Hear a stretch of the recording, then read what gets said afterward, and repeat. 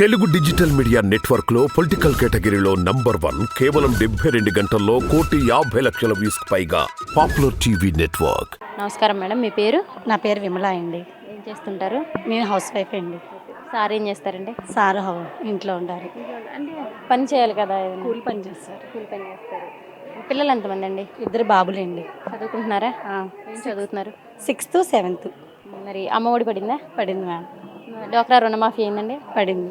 ఏమేమి వచ్చినాయండి పథకాలు? నాకు ఇల్లు వచ్చింది, రుణమాఫీ వచ్చింది, అమ్మఒడి వచ్చింది. మా వారి హెల్త్ బాగోపోతే హెల్త్కి కూడా ఆరోగ్యశ్రీ వచ్చింది. ఇల్లు ఎక్కడ వచ్చిందండి?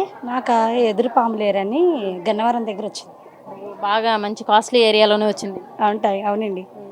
మరి మీకు అంటే ఇప్పుడు మనం ఇల్లు కొనుక్కోవాలన్నా, ఇల్లు స్థలం కొనుక్కోవాలంటే అంటే ఈ విజయవాడలో కానీ గన్నవరం కానీ చాలా కష్టం అండి. మిడిల్ క్లాస్ వాళ్ళు కానీ ఎవరు కొనుక్కోలేరు.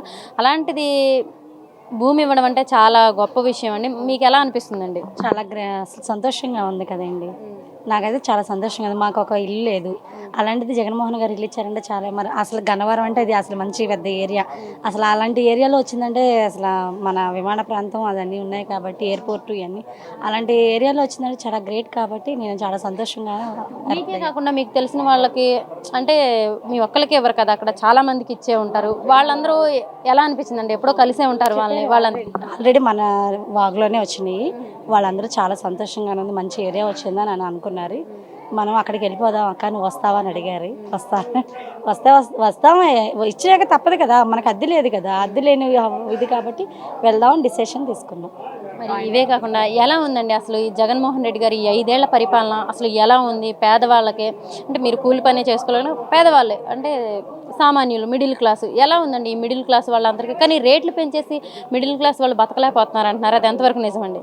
అలాగేం లేదు, అంతా బాగానే ఉంది. అసలు అది కరెక్ట్ కాదు. కుట్రగా ఎన్నో మాటలు మాట్లాడతారు మన మీద. వ్యతిరేకంగా ఉన్న వాళ్ళందరూ చాలా ఇదిగా మాట్లాడతారు కాబట్టి అవన్నీ కామనే. అలాంటివి కాకుండా సిచ్యువేషన్ ఏంటంటే అది ఎప్పుడు పెరిగేది. ఇప్పుడు చంద్రబాబు నాయుడు ఉన్నప్పుడు కూడా పెరిగిందిగా. అప్పుడు గ్యాస్ బండ 1200 పెట్టి కొనుక్కున్నది ఉంది. అప్పుడు ఎంత 100 వేసాడు మనకి, అవునా కాదా? కానీ ఏంటంటే ఎలా మాట్లాడుతూ ఉంటారు, కొన్ని పట్టించుకోకూడదు, కొన్ని వేసుకో. అసలు జగన్మోహన్ గారు అసలు గ్యాస్ బండ్ ఎంత 1000 రూపాయలు కూడా పడలా క్యాష్ వాజ్. ఆయన 1200 చిల్లరకి వెళ్ళింది, 1300 చిల్లరకి వెళ్ళింది, 100 రూపాయలే కదా వేసాడు మనకి. అది గృహించుకోవాలి వాళ్ళు గృహించలేదు. కానీ ఏంటంటే ఆయన మీద జగన్మోహన్ గారు వ్యతిరేకంగా మాట్లాడాల్సిన వాళ్ళు మాట్లాడతారు, ఎన్నైనా మాట్లాడతారు వాళ్ళు. మరి ఆరోగ్యశ్రీ వచ్చిందన్నారండి, అసలు ఏమైందండి? మా హస్బెండ్కి క్యాన్సర్. దానివల్ల ఆయన ఆరోగ్యశ్రీలోని కార్డు మీద, హెల్త్ కార్డు మీద చేశారండి, ఆపరేషన్ చేశారు. చాలా అసలు ఆయన మాకైతే మేము చేయించలేం కదండి. 2 lakhs పెట్టి చేయించారు సార్.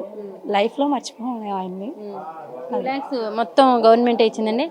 2 lakhs గవర్నమెంటే పెట్టుకున్నాం. కళ్ళల్లో నీళ్ళు వచ్చేస్తున్నాయి. కానీ అసలు కళ్ళల్లో నీళ్ళు కూడా వచ్చేస్తున్నాయి. మీకంటే 2 పిల్లలంటే మరి అంత పెద్ద ఇది నుంచి బాగా బయటపడ్డారంటే చాలా గ్రేట్ అండి. మరి ఏ ప్రభుత్వంలో అయినా సరే ఇలాంటివి ఏమన్నా ఉన్నాయండి ఈ ఆరోగ్యానికి సంబంధించి? ఆరోగ్యశ్రీ మా నాన్నగారికి కూడానండి.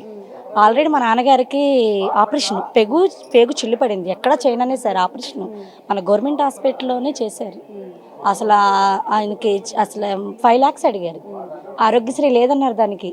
అప్పుడు గవర్నమెంట్ హాస్పిటల్కి తీసుకెళ్తే గవర్నమెంట్ హాస్పిటల్లో చేశారు. బాగానే ఉంది ప్రస్తుతానికి, ఆయన హెల్త్ కూడా బాగానే ఉంది. ఒక కుటుంబానికి పెద్ద దిక్కు అని మా నాన్నగారు కాంగ్రెస్ పార్టీ. మరి ఆ రోజు మాకైతే అసలు చాలా, ఆయన చనిపోతారు అనుకున్నాం.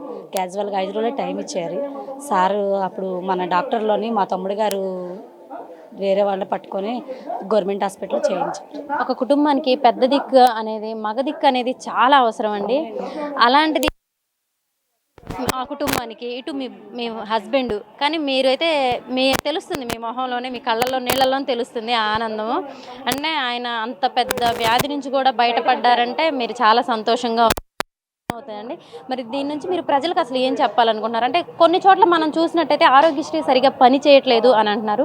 అది మీరు చెప్పాలండి, ఎలా జరుగుతుందని. అక్కడ రాంగ్. ఆరోగ్యశ్రీ పని చేయట్లేదని ఎవరన్నారు? ఎందుకు పని చేయట్లేదు? పట్టించుకోవట్లేదు డాక్టర్స్. అక్కడ ఎందుకు ఎక్సలెంట్గా ప్రైవేట్ హాస్పిటల్లో కూడా చేస్తున్నారు. మన ఆరోగ్యశ్రీ మీద బ్రహ్మాండంగా లైఫ్ ఇస్తున్నారు. ఏంటి అది తెలుసుకోవట్లా జనాలు. ఏంటంటే వ్యతిరేకంగా మాట్లాడి చంద్రబాబు నాయుడు గారు 1కి 2 తెలిసిన విషయమేగా. జగన్మోహన్ అది ఎంత ఉంటే అంత చెప్తాడుగా. అది అది అసలు తెలిసిన విషయమే. అసలు మేము ఇంటింటికి వెళ్తున్నా కానీ వాళ్ళు ఏమంటారు తెలుసా? ఎందుకండి బాబు మీరు వస్తారు, మేము వేస్తాం కన్ఫామ్గా అంటున్నారు కూడా. అసలు ఎందుకు ఈ పదవుల్లోకి రావడం అసలు చేసుకోవడానికి ఆయన యాక్టింగ్ చాలు. అవునా కదా? క్యాజువల్గా ఆయన చేసేదానికి చాలు. అసలు మనం క్యాజువల్గా అనుకున్నాం అని పవన్ కళ్యాణ్ గారు ఏంటో ఆయన ఏదో చెప్తారు కాదు.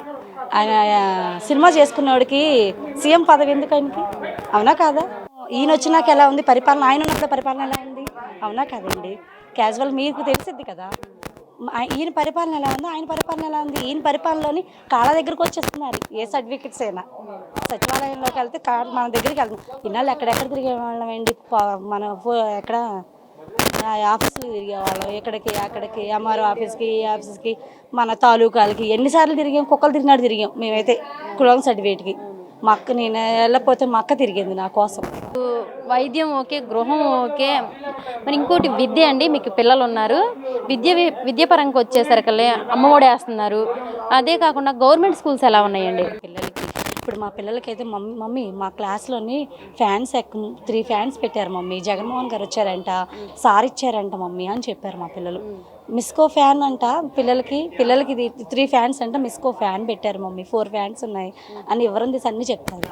ఇప్పుడు అంత హాయిగా ఉందా మమ్మీ? అప్పుడు అంత బాగాలేదు మమ్మీ.